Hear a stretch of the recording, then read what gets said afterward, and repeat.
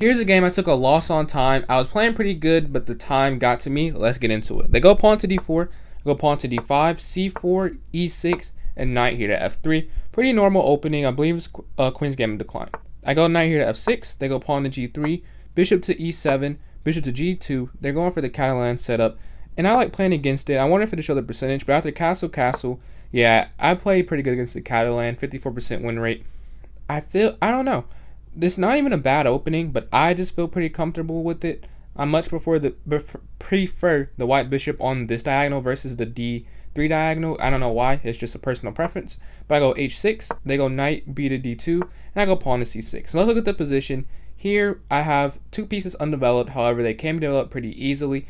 They have one piece undeveloped. It can be developed pretty easily again with b3. They have a pawn on e4, which is not pushed. Both of our queens are pretty useless, and our kings are safe, and our rooks are out of the game right now. They go rook t1, I go knight b to d7, getting that last development. They go pawn here to e3, I capture this pawn, they take, and I go just knight b6, not knight db6. I guess it is knight db6, but that part's not necessary, it's just knight b6. They go knight in here, and I actually thought I was losing, and I am, so look at the evo bar, it's kind of funny. I lose this game. I was talking about the win percentage. I lose. But I did have a good position, though. But they go knight. After knight to e5, I go knight here to d5, which is a mistake. And I didn't know this move specifically was a mistake. But I just didn't love what was going on right now. Because after e4, yeah. I saw e4, but they didn't play it. But a3, I think I go a5, maybe, yeah. a5, e4. And now I'm like, wow, this is pretty bad. After knight back to b6, there's nothing I can really do. They go bishop to d2, which is a very good move for me. Because I get in c5. Well, I thought c5 was good. It's not. It's not good. Knight back is better. I saw knight back, but I thought that it wasn't working. So I went c5 to just break up the position. I take, and I trade. I don't know why I took with the queen. Because the reason that I wouldn't take with the queen, just because they have a better position, so they want to put pressure taking with the bishop. But in doing this, you have it's like a release valve. So now I'm on my knight out the way. I push here. Now this was a huge mistake, and the reason I went here was to give a square for my bishop, but I realized that that was not what I should have done in this position. It was not the most important thing. They go rook c7. However, this is a bit of a mistake, not in the sense that it's a bad move, but there's just nothing here because after bishop d6 take, there's just nothing they could do on the c7 square, so I have to waste a move to get out of it. They go pawn here to e5, attacking my bishop. I go bishop here to c5. Looking at it, I could go bishop e7 because after rook c7, one of the rooks to d8 protects it. It just felt unnecessary, so I offer a trade of bishops, and they accept again.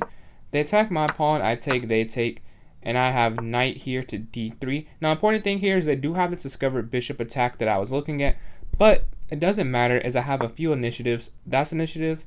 This is an initiative taking the pawn, and this is initiative. Also blocking the diagonal, but attacking the rook. However, I don't believe I handle this next part correctly, because after rook to b3, this is a blunder. I wonder what is the correct response here. What did I miss? If I go... Oh, bishop c4 wins the game. I think... No, yeah, bishop c4 wins the game. Yeah, that's kind of frustrating. Okay, so the reason it wins, I believe, if I go bishop c4, well, actually, I'll just show it. Because b5, yeah, bishop c4 wins. And the reason it wins is because they can't take the pawn, right, because of the knight. And then I have rook here to a1, and it's attacking the f1 square together. So I'll just show the moves, actually. And the reason they have to move the knight back is because of rook to a1. Because if the bishop goes back to stop the check, the bishop's on the diagonal. Man, I could have won this game. I could have won it after this too, but it just sucks. But they go knight to d4. I go rook over to b8. We trade everything off. I go rook here to d8. They go f4. I go knight to e3. We're maneuvering these pieces. I didn't really know what to do. Honestly, I felt like my knight was going to be trapped soon. I go knight a5, and here I lose on time. I was trying to figure out what I wanted to do. Like, do I take the bishop? Like, is that right? Like, am I supposed to take it? If I take it, maybe it's an issue because they can check me eternally. So I was looking at rook down first. No, not rook down first. Oh yeah, I was looking at rook down first because I was looking at rook down and then king there, knight x b3. They take, maybe I can take the pawn, but then rook down, king to g1.